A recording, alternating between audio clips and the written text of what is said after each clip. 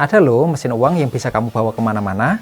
Pernah kebayang nggak sih saat lagi santai-santai di rumah, tapi uang terus-menerus masuk ke rekening kamu?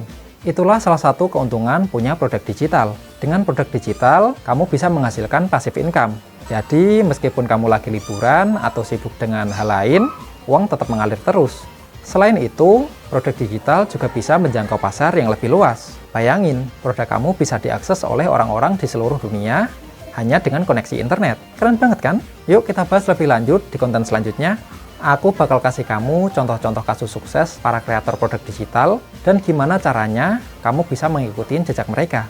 Komen lanjutkan di kolom komentar ya, biar makin semangat kontennya.